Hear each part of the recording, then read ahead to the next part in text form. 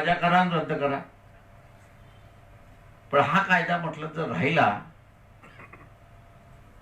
तर शेतकरी शेतकरी म्हणून राहणार नाही, तो मजूर झाल्याशिवाय राहणार नाही, अशी असणारी परिस्थिती आहे. मग तो मजूर कोणाचा? तो कॉन्ट्रॅक्टदाराचा. ते एका गोष्टीचा अजून कोणीही विचार करत नाही. दिल्लीला बसले तेही अजून विचार करत नाही.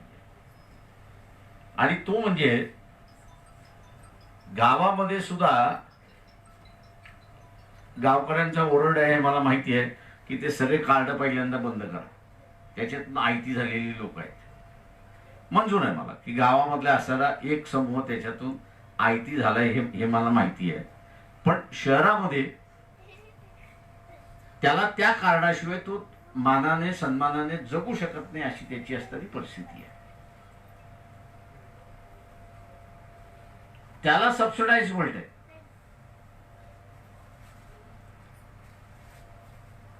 पण त्याची मजुरी एवढी कमी आहे की ते जर सबसिडाइज रीत्याने असताना काढून घेतलं तर तो जगू शकत नाही, अशी असणारी परिस्थिती आहे. उपासमारीची त्याच्याकडे असताना वेळ येईल अशी परिस्थिती आहे. आणि म्हणून शहरातला हा जो गरिबी रेखाच्या खालचा जो कामगार आहे त्याचं जगण्याचं एकमेव साधन हे रॅशन कार्ड. ते रॅशन कार्ड नसेल तर तो अजिबात जगू शकत नाही, अशी असणारी परिस्थिती. गावामधला असताना एक आयती झालाय याच्याबद्दल माझी सुद्धा खात्री आहे.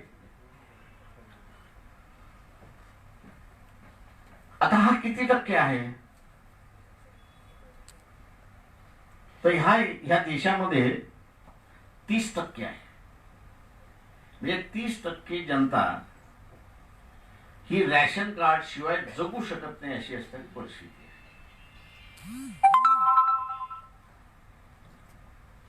आता ही 30% उद्या समजा असणारं रॅशन कार्ड म्हणजे सरकारनं जसं म्हटलंय की आम्ही आता खरेदी बंद करणार. तर का सरकार खरेदी का करते? ते मिनिमम सपोर्ट प्राइस कुठेतरी लागू व्हावा म्हणून असं ती खरेदी करते मोजक्या वस्तूमध्ये. उद्या ते जर शासनाने बंद केलं तर बाजार समिती ज्या काढतात आहेत तिथे असताना माझा हा सवाल आहे, किती शेतकऱ्यांची ताकद आहे की तो व्यापाऱ्याला बसून सांगू शकतो की नाही, माझा माल मी एवढ्यालाच विकायला तयार आहे. पहिल्या दिवशी सांगेल, 2 आठवड्यानंतर एक तर नाशवंत होऊन जाईल किंवा त्याच्या गरजा ह्या लक्षात घेतात तो थोडा खाली यायला सुरुवात होईल. म्हणजे जिथे होल्डिंग कॅपॅसिटी नाही, म्हणजे ज्या शेतकऱ्याकडे आपला माल ठेवावा आणि 3 महिने मी त्याला बिना विकता सांभाळू शकतो, अशी किती शेतकऱ्यांची परिस्थिती आहे? तुम्ही आज कापसाच्या ह्याच्यावरनं असताना सांगू शकतो.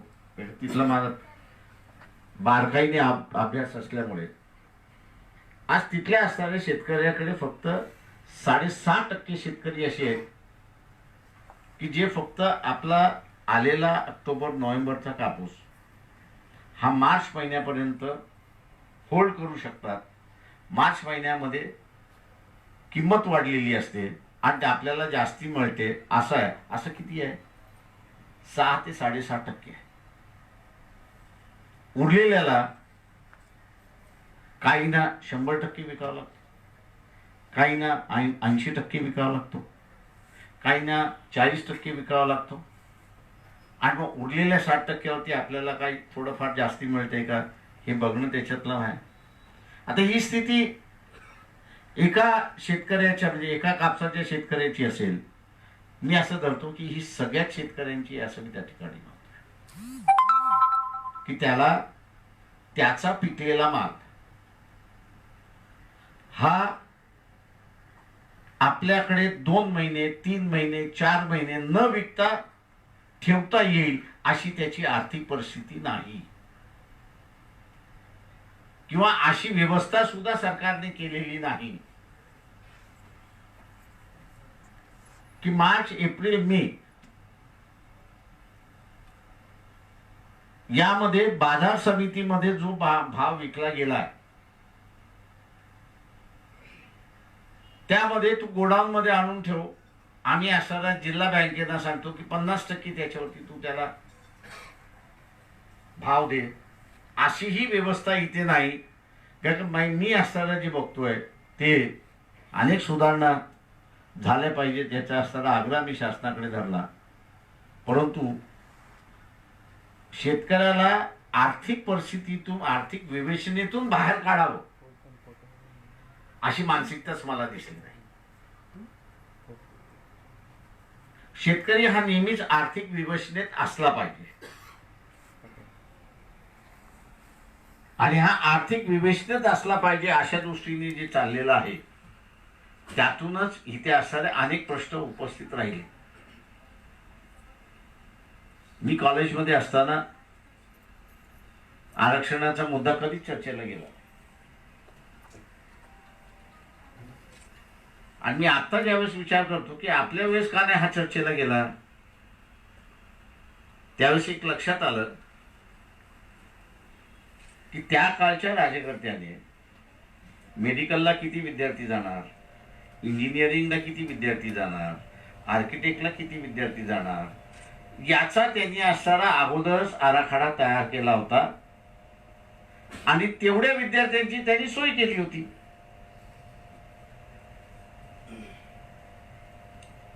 त्यांनी त्याच्यातली असं सोय केली. आरक्षण मधला आरक्षण मध्ये गेला, जनरल मध्ये गेला,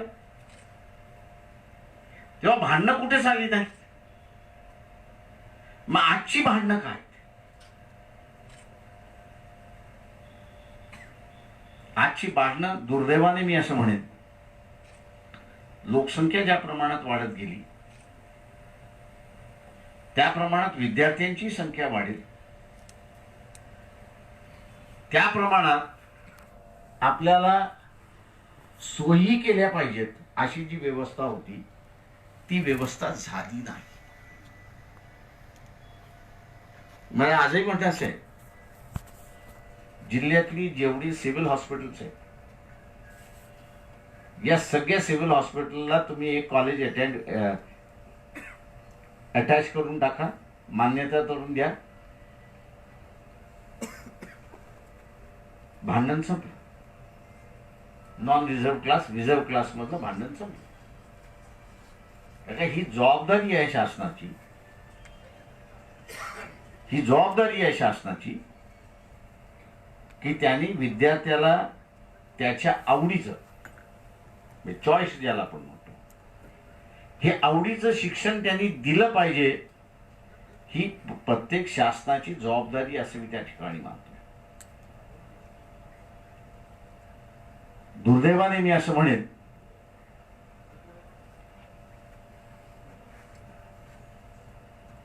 की जे कोणी शासक करते म्हणून आले त्यांनी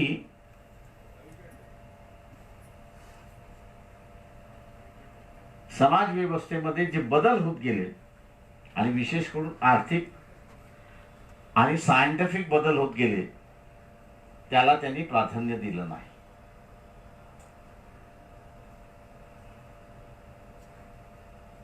आत्ताचं असणारं जे जग आहे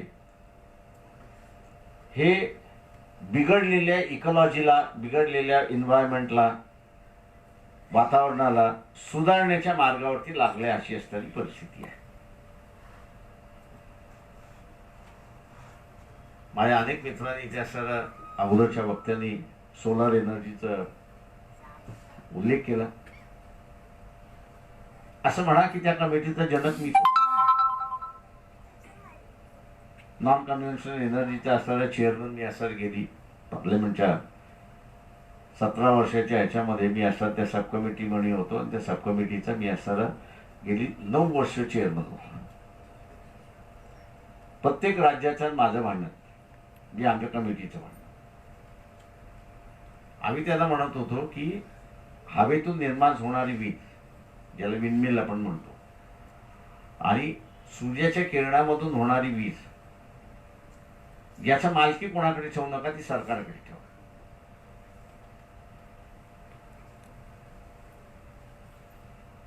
पण एकूण एक राज्यकर्ता मी असताना बघितलं. तर त्यांनी एकदा मला असताना विचारलं की तुम्ही हे का म्हणताय. मी म्हटलं एखादं विंडमिलचं उदाहरण दिलं, ते उभं करायचं असेल आणि ते 1 मेगावॉटचं असेल तर त्याला 4.5 कोटी लागतात उभं करण्यामध्ये. त्याला मेंटेनन्स किती लागत असेल तर म्हटलं माझ्या हिशोबाने मेंटेनन्स जर तुम्ही धरला तर 20,000च्या वरती लागणार नाही. कारण तो वर्षातून एकदा वरती चढायचा असतो, तो पंखा खाली काढायचा असतो, त्याला ऑइलिंग करायचं असतं आणि तो पुन्हा उचलून ठेवायचा असतो, कारण का त्याची 25 वर्षाची लाईफ आहे.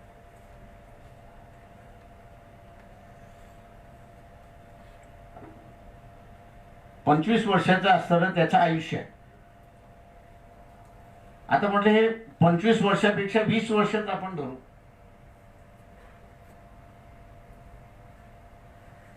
याचं 1 युनिट विजेचं निर्माण करण्याचं म्हटलं तर कॅल्क्युलेशन जर केलं तर 3 पैसे फक्त आहे. आणि तेही 3 पैसे धरले तर, नाहीतर 5व्या वर्षानंतर 0.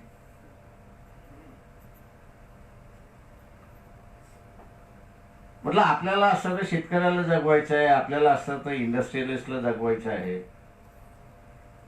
कोळशाचा खर्च फार मोठा आहे, डॅम बांधण्याचा खर्च फार मोठा आहे आणि त्यातून वीज निर्माण करणं हा पुन्हा असताना तिथे खर्चिक आहे. लागणार ह्याच्याबद्दल दुमत नाही, पण क्रॉस सबसिडी जर केली तर म्हटलं आपण असताना शेतकरी काय किंवा इंडस्ट्री काय यांना 2 रुपये 10 पैसे प्रमाणे युनिटनी आपण असं देऊ शकतो. कोणाला फुकट देण्याची गरज नाही. शेतकरी भरू शकतो, इंडस्ट्री भरू शकते त्या ठिकाणी. पण प्रत्येक गोष्ट इथल्या असल्याला माझ्या लक्षात आलंय की राजकारण्याला धंदाच करायचा आहे आणि हा दुर्दैव असं मी त्या ठिकाणी. मी असं म्हणेन की वसंतदादा नंतर इथे असणारं एकही पॉलिटिकल लिडरशिप अशी नाही की जी सोशल कॉन्शियस आहे. एकही नाही. जेवढी लिडरशिप आज आहे ही कमर्शियल लिडरशिप आहे.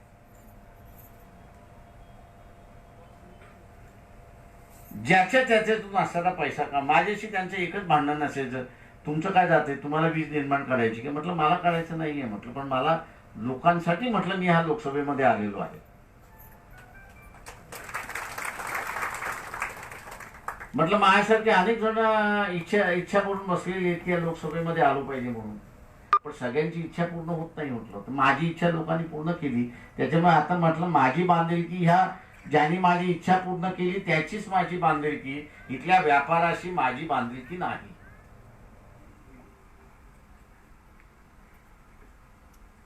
आजही नव्या व्यवस्थेमध्ये महाराष्ट्र शासनाने नुसतं सोलर हा एकच विषय घेतला.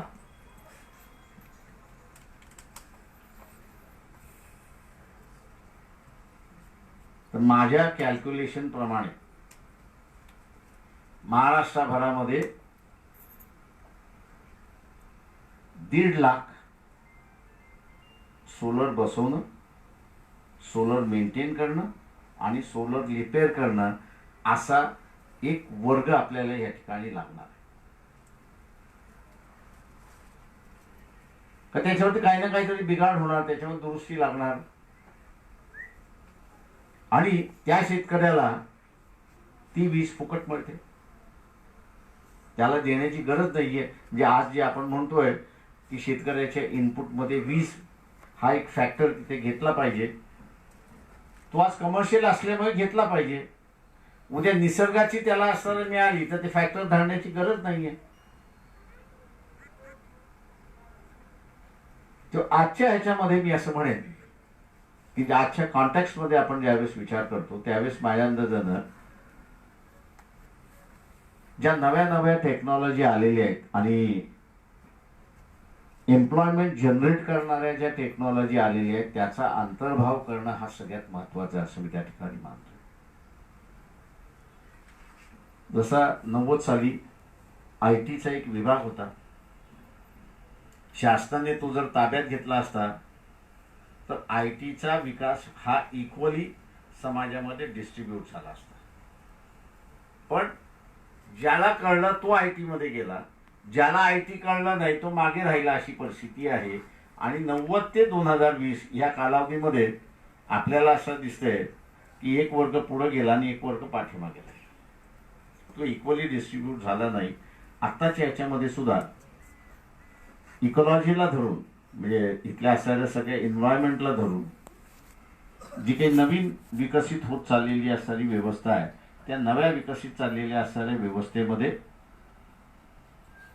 जो अजून सहभाग झालेला नाही अशांचा सहभाग आपल्याला असं तिथे वाढवायचा असेल आणि देश एकत्र आहे, मान्य आहे मला त्याच्यामध्ये. कोण कुठे जाऊन राहू शकतं, कोण कुठे जाऊन येऊ शकतं.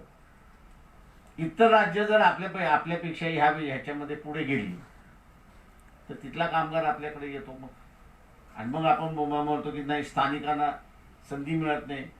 स्थानिक आणि बाहेरचा येणारा कामगार याच्या कामाच्या पद्धतीमधला तफावत असल्यामुळे लोक त्याला घेतात आणि स्थानिकाला घेत नाही अशी असणारी परिस्थिती आहे. आणि म्हणून मी असं म्हणेन की इथे एक फार मोठा बदल या कोरोनामुळे होत नाहीये. कोरोनामुळे काही बदल झालेला नाही आणि काही होणारही नाही. फक्त एवढंच आहे की लोकांनी सरकारने आपल्याला सर घाबरवलं. माझ्याही घरामध्ये चिकन पॉक्स झालेत, स्मॉल पॉक्स झालेत आणि मला त्याही वेळेस आठवत आहे की ज्या घरामध्ये चिकन पॉक्स आणि स्मॉल पॉक्स झालं 7-7 दिवस त्याला एका खोलीमध्ये कोंडून ठेवत होतो. आणि धुनी दिल्या जात होती, निलगिरीची असेल किंवा कडुलिंबाची असेल आणि त्यातून त्याला असणारा आंघोळ घालून 7 दिवसानंतर त्याच्या सगळ्या त्या जखमा वगैरे बऱ्या झाल्या की आपण त्याला असणारं घेत होतो. कोविड सुद्धा तसाच मी असणारा धरला होता की ज्याला कोणाला झालं त्याला असणारा क्वारंटाईन करा. तर क्वारंटाईन शब्द आला त्यावेळेस त्याला असणारा कोंडून आपण म्हणत होतो. फरक एवढाच झाला फक्त. पण त्यावेळेस सरकारने भीती घातली नाही तर माणसं जगतील म्हणून सांगितलं. या सरकारने क्वारंटाईन ज्याला कोणाला कोविड झालं ते त्याला वैकुंठाचाच रस्ता दाखवला. त्याच्यामुळे भाव भावाला भेटायला तयार नव्हता.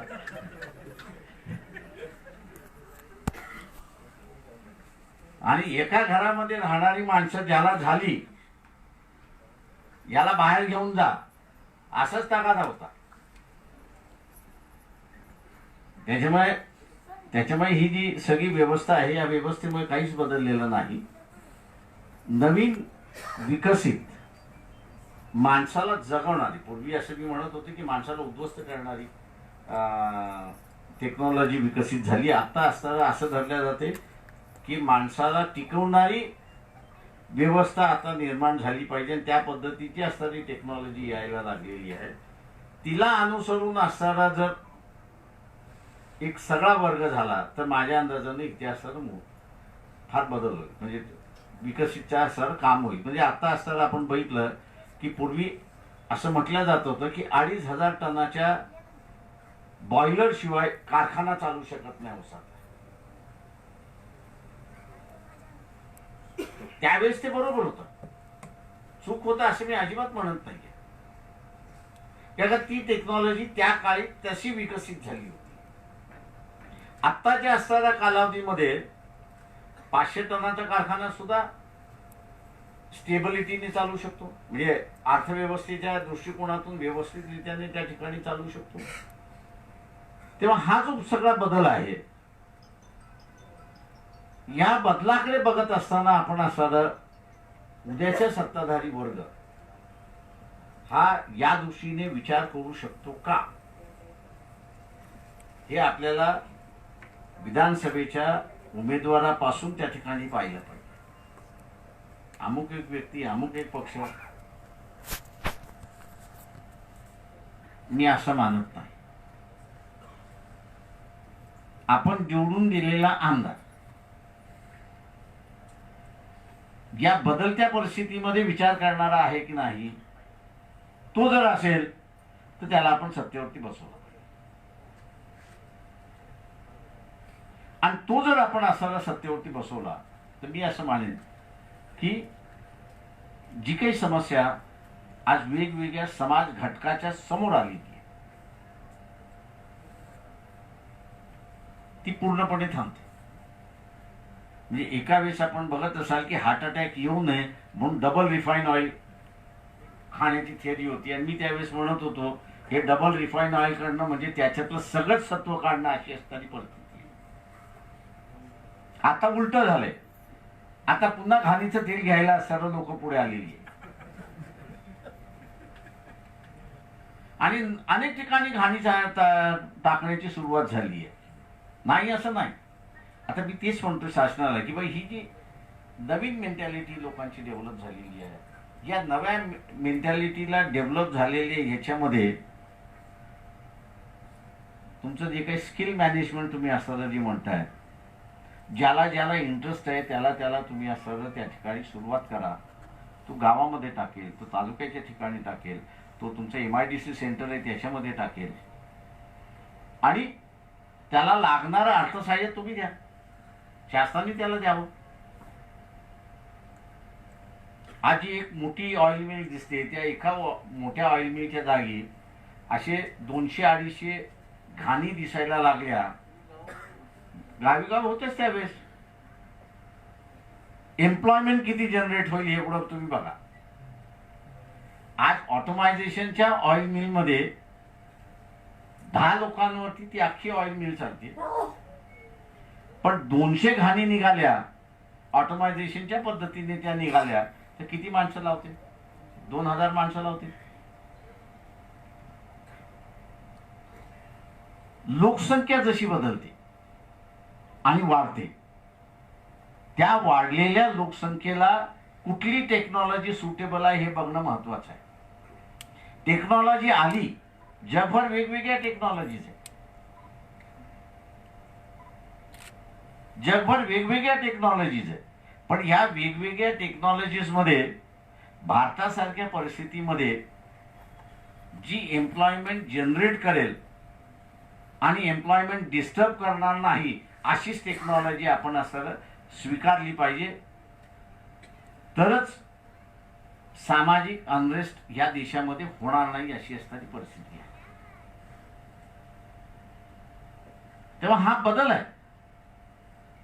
आम्ही असताना म्हणू की पूर्वी असताना मुंबईमध्ये कॉम्पोजिट मिल होत्या, त्यावेळेस असताना मुंबईतला 30% कामगार त्या मिलमध्ये होता. आज तोच कामगार घरी गेला, नवी त्याच्या जागी कामगार आला. तो कोण आला? तर व्हाईट कॉलर आला. व्हाईट कॉलर कुठला आला? तर फायनान्स मधला. आम्ही किती कॉलेजेस मधनं या सगळ्या ह्याच्यामध्ये एक फायनान्सचं नवीन मार्केट डेव्हलप होत आहे, आणि ह्या नव्या मार्केटमध्ये माणसं लागणार आहेत, शिकलेला माणूस लागणार आहे. तेव्हा असताना शिक्षण पद्धत कॉलेजमधली ही त्या दृष्टीने ओरिएंटेड करावी, जेणेकरून शहरामध्ये ज्याला जायचं आहे त्याला असताना जॉब उपलब्ध आहे अशी असणारी परिस्थिती आहे. आणि म्हणून आमदार हा सगळ्यात महत्वाचा मी असताना मानतोय. ज्याला या दृष्टीने कळतंय त्यांनीच असताना जर मला वाटतं आपण आमदारकी निवडून दिली तरच इथला असणारा या सगळ्या नव्या गोष्टी ज्या येतात आहेत त्या नव्या गोष्टींची असणारी गरज आहे, आणि त्याला निर्णय घेण्याची हिंमत आहे असं मी त्या ठिकाणी मानतो. ऑटोमायझेशनचा वेगळा भाग आहे, त्याच्यामधला मी जात नाही. शेवटचा मुद्दा येतो इथे आरक्षणाचा आहे. सायमन कमिशनला बाबासाहेबांनी जी साक्ष दिली त्या साक्षीमध्ये त्यांनी असं म्हटलं, त्यांनी यादी दिली असं की मुंबई इलाका, म्हणजे आता आपण महाराष्ट्र म्हणतो पण त्यावेळेस मुंबई इलाका असा होता, तो कराची पर्यंत होता. या ह्याच्यामध्ये कोणाकोणाला असणारा आरक्षण दिलं पाहिजे असा जो खलिता त्यांनी असणारा सायमन कमिशन पुढे 2018 साली मांडला, त्यामध्ये त्यांनी असणारा मराठा समाजाचा सुद्धा उल्लेख केला होता की या समाजालाही तिथे असणारं आरक्षण दिलं पाहिजे. कारण का हाही जी काही मनुवादी व्यवस्था होती त्या मनुवादी व्यवस्थेमध्ये शिक्षणाचा अधिकार ह्यांनाही नव्हता. आणि म्हणून शिक्षण हे बाबासाहेब जसं म्हणत होते की वाघिणीचं दूध आहे, तर ह्या ह्याच्यामध्ये सुद्धा मराठा समाजाचा समावेश केला तर अशी असणारी परिस्थिती आहे. दुर्दैवाने कॉन्स्टिट्यूंट असेंब्लीचं चेअरमन झाल्यानंतर बाबासाहेबांनी तिथे असं खंत व्यक्त केला की हे सगळं तयार करण्यामध्ये एवढा वेळ झाला की आम्हाला असणारा ज्या काही समाज व्यवस्थेमध्ये ज्यांचं ज्यांचं प्रोटेक्शन करायचं होतं त्यांचं असताना आम्हाला प्रोटेक्शन करायची संधी मिळाली नाही, पण तो आम्ही खेळक्या घटनेमधनं उघड्या केलेल्या आहेत की ज्याच्यामध्ये सरकारला ज्या ज्या वेळेस गरज वाटेल त्या त्यावेळेस ते ती खिडकी उघडू शकतात. जोपर्यंत पाहिजे तोपर्यंत ते उघडं ठेवू शकतात आणि ज्या क्षणाला असं वाटतं त्यांना की ही खिडकी आपण आता बंद केली पाहिजे त्यावेळेस ती बंद करण्याची सुद्धा मुभा आम्ही त्या ठिकाणी दिलेली. पण दुर्दैवाने जी पहिली आरक्षणाची केस 51 साली गेली दोराय स्वामीची म्हणून, आपल्याला सगळ्यांना जाणं आहे की नाही मला माहित नाही, परंतु ब्राह्मणांमध्ये एक असणारा पोटजात आहे की तिचं नाव आहे किरवंत ब्राह्मण म्हणून. आणि याचा आणि स्मशानभूमीचा असणारा संबंध मोठा आहे.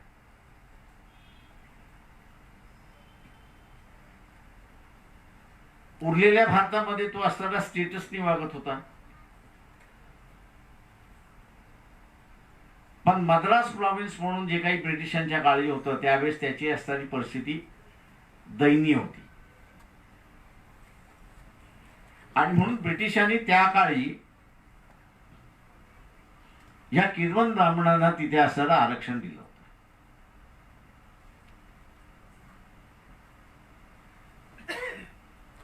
पन्नास साली घटना लागू झाली. 51 सालचं असणारं तीच घटना जशीच्या म्हणजे ती यादी जशीच्या तशी घटनेने मान्य केली असल्यामुळे त्या किरवंत ब्राह्मणांना असणारं तिथे आरक्षण देण्यात आलं.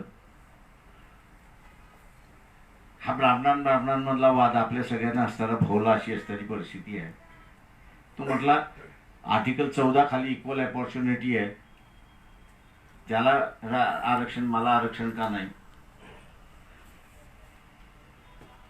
सुप्रीम कोर्टाने ते आरक्षण रद्द करून टाकलं आणि ती खुली असणारी खिडकी त्यांनी असणारी बंद केली.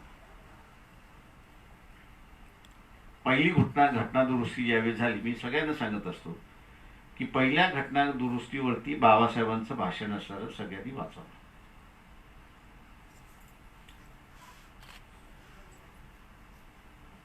आणि त्यांनी कोर्टाला त्यांच्या भाषणामध्ये पूर्णपणे ठोकून काढलं.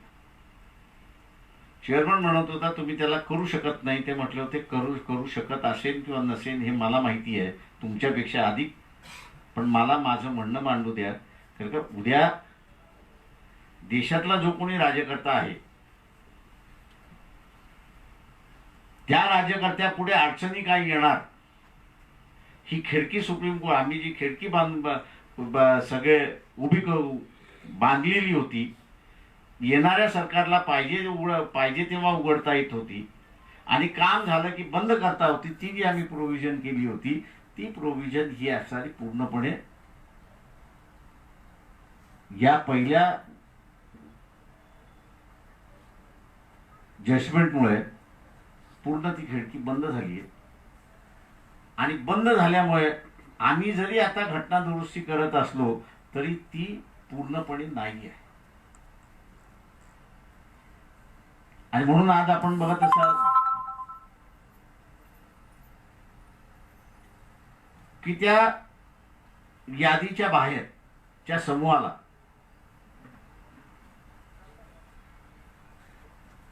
आरक्षण द्यायचं असेल तर सुप्रीम कोर्टही अडचणीत अडकलेलं आहे आणि सरकारही अडचणीत अडकलेलं आहे. त्याच्यातला सुप्रीम कोर्टाने एक मार्ग काढला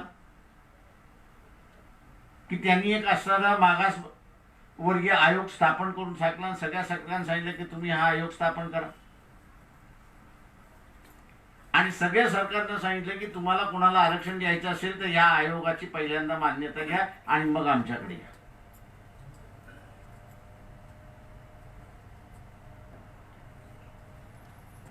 पण मुळात माझं असं म्हणणं आहे की इथल्या असणाऱ्या सत्ताधारी वर्गाला इथला गरीब म्हणजे गरीब मराठा मी असं म्हणतो त्याला वर येऊ द्यायचं नव्हतं. म्हणून त्यांनी या सुप्रीम कोर्टाच्या शिफारशी ज्या आहेत याचं पालनच केलं. नारायण राणेंचे माझे संबंध चांगले होते म्हणून मी नारायण राणे ज्यावेळेस झाले त्यावेळेस त्यांना म्हटलं तुम्ही एक पत्र लिहा त्या कमिशनला की मला सरकारने नेमलेलं आहे आणि मला हा आयोग करायला सांगितलं. माझा आयोग झाला की मी ही कॉपी आपल्याला सादर करतो. म्हणजे त्या सुप्रीम कोर्टाच्या निर्णयाचा अनादर कुठे होऊ नये. त्याच्या आज प्रश्न असा आला त्याच्यामध्ये की न बोलता आम्ही सांगितलेली सिस्टम तुम्ही मान्य कुठे केली. आम्ही सांगितलेली सिस्टम तुम्ही मान्य केली नसल्यामुळे आम्ही हिअरिंग पोस्टपोन करतोय. म्हणजे इथल्या शासनाला ते इंडिकेशन काय करतात की आम्ही दिलेली पद्धत तुम्ही अवलंबा तर खरं. अवलंबून आमच्याकडे या. अवलंबून तुम्ही आमच्याकडे आलात तर आम्हाला असणारे हात बांधले जातात कारण का आम्ही असणारं कमिशन केलेलं आहे. त्या कमिशनने सांगितलेलं द्या म्हणजे मग आम्ही द्यायला मोकळं होतो. अशा कचाट्यामध्ये ती सुप्रीम कोर्टाची हिअरिंग त्या ठिकाणी अडकलेली आहे. त्याला सुप्रीम कोर्ट स्वतःच्या निर्णयाच्या विरोधात जाऊ शकत नाही आणि म्हणून प्रत्येक वेळा ते पोस्टपोन करते. 7 तारखेला हिअरिंग आहे माझ्या अंदाज ती पोस्टपोन होईल. एक संधी अजून ते देतील शासनाला किंवा आम्ही दिलेली सिस्टम तुम्ही मांडवा खालून आम्ही असं ज्याला म्हणतो मांडवा खालून येत असं सुप्रीम कोर्टमध्ये आम्ही एक मांडव उभा केलेला आहे की ज्याच्यातून आम्ही सुटका होते की आम्ही केलेलं नाही. आम्ही कोणालाही असणारं आरक्षण दिलेलं नाही. समिती होती. घटनेने सांगितले समिती असली पाहिजे. ती समितीची घटना झाली. त्या घटनेने असं सांगितलं नाही ह्यांना असणारं आपण दिलं पाहिजे. हे मागासवर्गीय आहेत त्यांच्यामुळे असणारं दिलं पाहिजे. मग कोर्ट म्हणतं की ठीक आहे कमिटीने दिलेला अहवाल आहे तो आम्ही असं मान्य केलं. त्याच्यामध्ये कोर्ट बघतोय की आम्ही डायरेक्ट दिले असं होऊ नये. तर जी एक सिस्टम अगोदरपासून म्हणजे घटना सुरुवात झाल्यापासून असणार आलेली जी सिस्टम आहे त्या सिस्टमला कोर्ट असं म्हणतंय की तुम्ही त्याला धरून घ्या. त्या ह्याच्यामध्ये तिथे असणारा हा प्रश्न अडकला असं मी त्या ठिकाणी मानतोय. लवकरात लवकर मला वाटतं सरकार ती सुप्रीम कोर्टाची सिस्टम जी आहे ती मान्य करून जर सुप्रीम कोर्टाच्या समोर गेलं तर मला असं वाटतं की हिअरिंग ताबडतोब होईल असं मला वाटतं त्याच्यामध्ये. नाही तर उद्या तुम्ही आमच्या सिस्टमचा पाळलेल्या नाहीत कारण हे आता असणारं 5 जजेस म्हणजे तुम्ही भांडण बघत असाल की पहिल्यांदा 3 जजेस पुढे चालली त्याच्यानंतर 5 जजेसची चाललेली आहे. कमिशन स्थापन करण्याचं जे बेंच आहे ते 7 जणांचं बेंच आहे. त्याच्यामुळे मोठ्या बेंच लहान बेंचला ऐकावं लागतं अशी असणारी परिस्थिती आहे. ते बंधनकारक आहे. आणि म्हणून हा प्रश्न लवकरात लवकर निघाला पाहिजे असं मी त्या ठिकाणी मानतोय. पण त्याच्याच बरोबर एक गोष्ट आपण असं लक्षात ठेवली पाहिजे ती म्हणजे की आम्ही कुठल्या विचारांच्या बाजूचे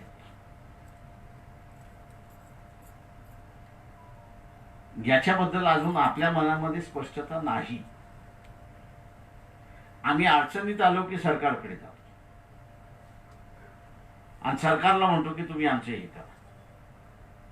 एकदा ते संपलं की आम्ही म्हणतो नाही, आम्ही खाजगीकरणाच्या बाजूचे आहोत. आपलं घोडं इथंच पेन खाते असं त्या ठिकाणी. कुठल्या गोष्टी शासनाकडे असल्या पाहिजेत आणि कुठल्या गोष्टी शासनाकडे नसल्या पाहिजेत याचा असताना पूर्णपणे आपली कल्पना असते.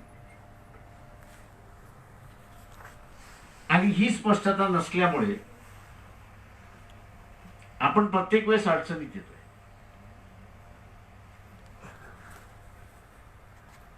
आणि या संदर्भातली मी असं म्हणेन की प्रत्येक संघटनाने आपल्यामध्ये एक अभ्यास वर्ग केला पाहिजे आणि तो अभ्यास वर्ग करून त्याच्याबद्दलचा असणारा बरं वाईट जे आहे ते आपण असणारं या ठिकाणी ठरवलं पाहिजे. आज जसं आपण म्हणू की इथला व्यवसाय करणारा असणारा जी इंडस्ट्री आहे ही खाजगी याच्यात असली पाहिजे, मान्य आहे मला,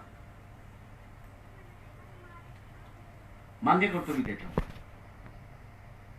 आता ही जर खाजगी क्षेत्रामध्ये आपण मान्य केली तर जो कारखानदार आहे तो काय करणार? तो कारखानदार माणसं कमी लागतील आणि प्रोडक्शन कसं वाढत राहील याच्याकडे त्याचं लक्ष राहणार. पण उद्या त्या ह्याच्यामधलं आपण असं म्हटलं की प्रत्येक इंडस्ट्री मधली असणारी कुठली टेक्नॉलॉजी वापरायची याचा अधिकार सरकारनेच ठरवला पाहिजे.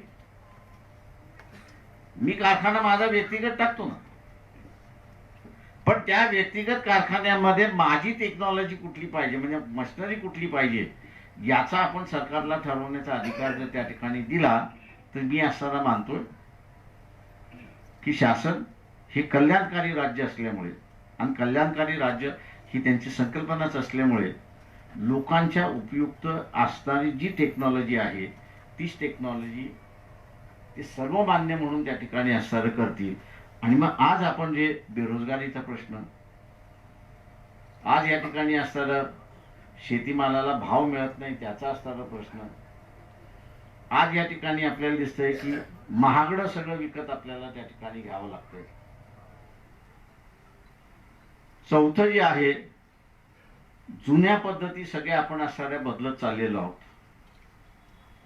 पण त्या सगळ्यात जुन्या पद्धती टाकाऊ आहेत का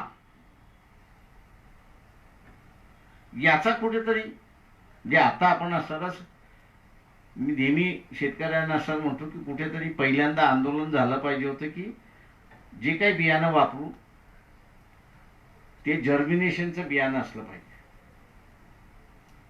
त्याच्यामधलं रिप्रोडक्शन सिस्टम जी आहे ती किल केलेली असता कामा नये.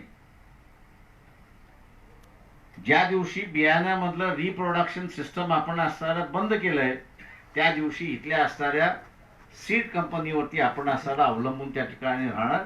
आणि आज आपल्याला दिसतंय की कुठलंही बियाणं हे महागडच बियाणं म्हणून त्या ठिकाणी असणारं देखलं जातंय आणि 20% शेतीवरचा खर्च हा बियाणं खरेदी करण्यावरतीच जातोय अशी असणारी परिस्थिती आहे की जो पूर्वी नव्हता, का ते रिजनरेशन होणारं बियाणं होतं अशी परिस्थिती आहे.